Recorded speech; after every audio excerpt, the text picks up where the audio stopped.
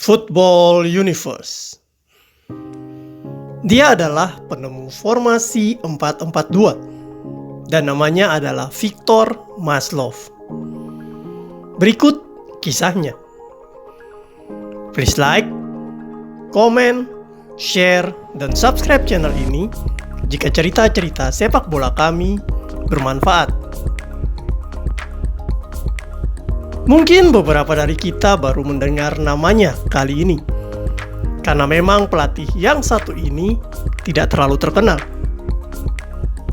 Padahal pelatih jenius ini adalah penemu dari salah satu formasi sepak bola modern yang banyak dimainkan klub-klub besar dunia.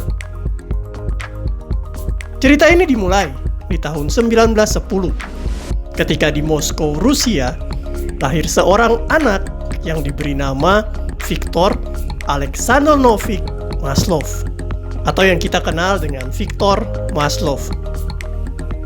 Sejak kecil, Victor telah jatuh hati pada sepak bola, dan dia pun bercita-cita menjadi pemain sepak bola. Pada usia 20 tahun, Victor akhirnya menjadi pemain profesional di klub RDKP Moskow. Victor menunjukkan permainan yang tidak terlalu baik, sehingga dirinya harus hengkang ke klub Moskow lainnya, yaitu Torpedo Moskow. Di sini karir Victor mulai meningkat, dan dia pun ditunjuk untuk menjadi kapten tim selama 3 musim. Klub ini menjadi klub yang sangat dicintai Victor, sehingga dia pun memutuskan untuk gantung sepatu pada tahun 1942 di Torpedo Moskow. Sepanjang menjadi pemain sepak bola, Victor bukannya seorang pemain yang hebat, dan skillnya ternyata biasa-biasa saja. Setelah pensiun, Victor akhirnya memutuskan untuk belajar ilmu kepelatihan dan berharap bisa menjadi seorang pelatih yang baik. Waktu itu memang masa-masa yang sulit, karena Rusia sedang terlibat Perang Dunia Kedua.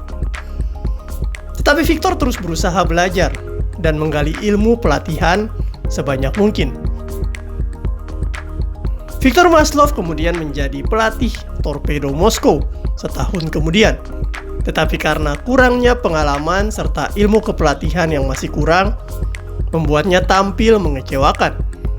Torpedo Moskow tidak mengangkat satu trofi pun selama 5 tahun Victor Maslov bertugas. Hal ini membuatnya kemudian dipecat pada tahun 1948 oleh Torpedo Moskow.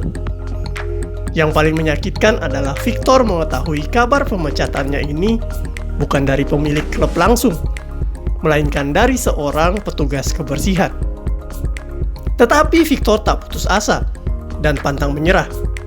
Dia pun meninggalkan Torpedo karena sadar bahwa memang dia masih minim pengalaman.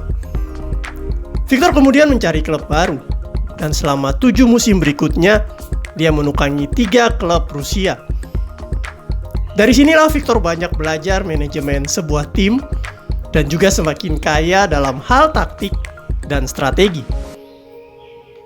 Melihat perkembangan Victor yang semakin baik, maka Torpedo Moskow kemudian memanggilnya kembali pada tahun 1957. Victor kemudian menunjukkan sisi yang berbeda dari dahulu, dan kali ini dia sukses melatih Torpedo Moskow. Selama 4 musim kepelatihannya, dia sukses mempersembahkan gelar liga di musim 1959-1960. Dia juga sukses meraih 2 piala liga.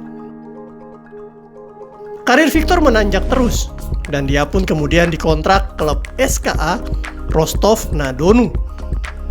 Di klub ini Victor berhasil meramu kekompakan pemain, sehingga mereka berhasil menempati peringkat kedua di liga tertinggi Uni Soviet. Penampilan Victor yang sangat baik sebagai seorang juru taktik kemudian mendapatkan perhatian salah satu klub besar, yaitu Dinamo Kiev, dan mereka kemudian melayangkan penawaran ke Victor pada tahun 1964. Salah satu keunikan Victor dalam melatih tim adalah dia menggunakan formasi racikannya sendiri, yaitu 1-4-4-2. Di zaman tersebut, belum ada tim sepak bola manapun yang menggunakan formasi ini. Mereka rata-rata terpaku pada formasi WM atau formasi 1-4-2-4. Formasi ini sangat populer karena di tahun 1958 Vicente Viola membawa Brasil juara Piala Dunia dengan menggunakan formasi ini. Tahun-tahun ini adalah musim formasi yang mengandalkan kekuatan sayap serang. Sementara itu, Victor membangun timnya dengan permainan yang bertumpu pada lini tengah. Dua pemain sayap depan kemudian digeser ke tengah, sehingga terbentuklah formasi 1-4-4-2 ini.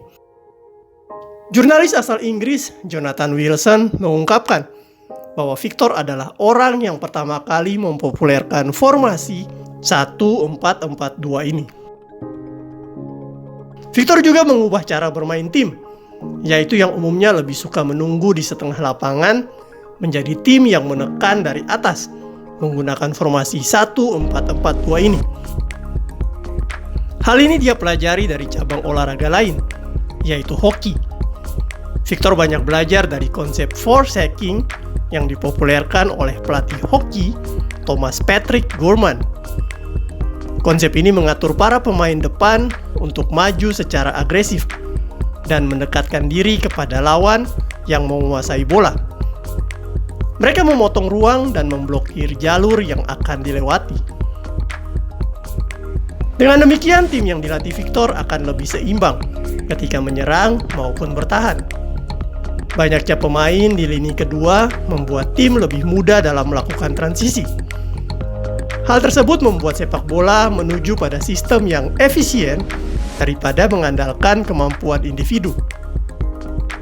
Hal ini tentu saja membawa perubahan besar dalam dunia sepak bola.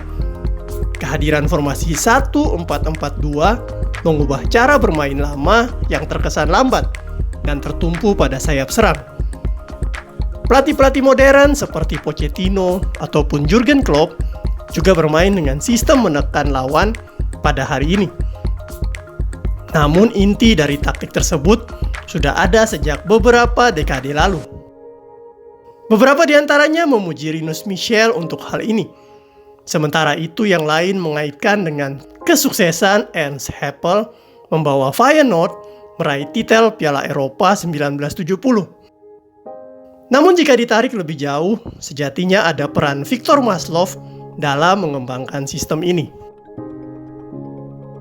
Untuk bisa bermain dengan formasi 1-4-4-2 plus pressing defense tinggi, Victor peduli segala aspek. Dia memberikan perhatian khusus dalam hal pelatihan dan pemulihan bagi setiap pemainnya. Victor memperkenalkan latihan fisik yang intens. Selain itu, dia juga fokus dalam hal nutrisi dan pemulihan kebugaran.